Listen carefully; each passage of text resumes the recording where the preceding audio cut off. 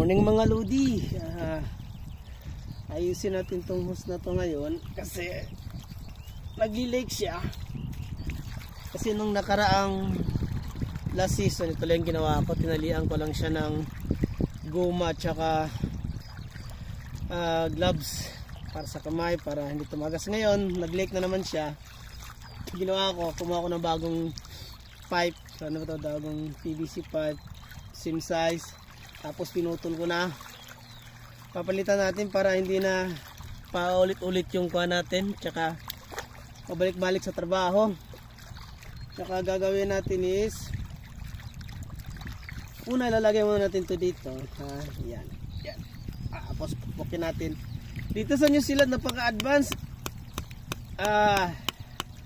Yan, ganyan lang gagawin. Tapos parang i-screw lang siya. Ang bilis lang dito. Well, sa Pilipinas is, maganda naman sa Pilipinas kasi yung mga gamit natin made from Italy. Ito nga Italy yan yan pwede. Para siyang Italy, made from Italy. Temporary permanent. As long as it's work sa Pilipinas, pwede na yan. Pero dito sa New Zealand, especially at the dairy farm sector, kailangan mo talagang bumili minsan ng mga ganitong type na connector.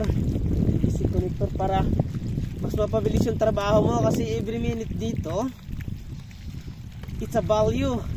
Pag hindi mo mayos ka agad, abutin nga ng siyam-siyam.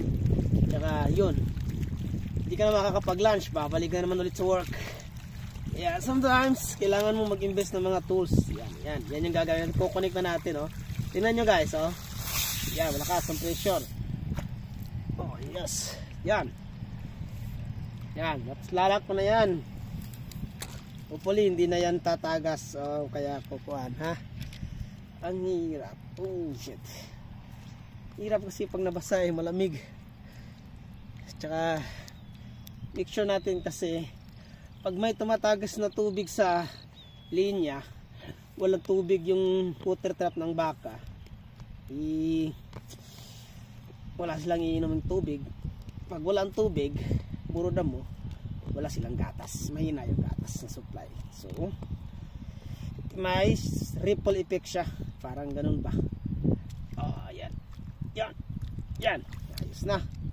Hopefully hanggang next season naman to ayusin. Yan. Opsi okay.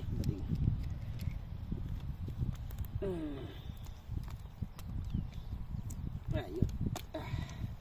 Kasi yung hose niya matagal na kasi yung PVC pipe niya. Yan ko ilang taon na tong PVC pipe kaya na minsan nagka-crack na Kaya pinalitan ko na lang ng bago.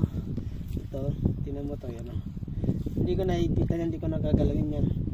Ganun na lang yan. Okay? So guys, dyan lang guys See you for my next vlog. Bye.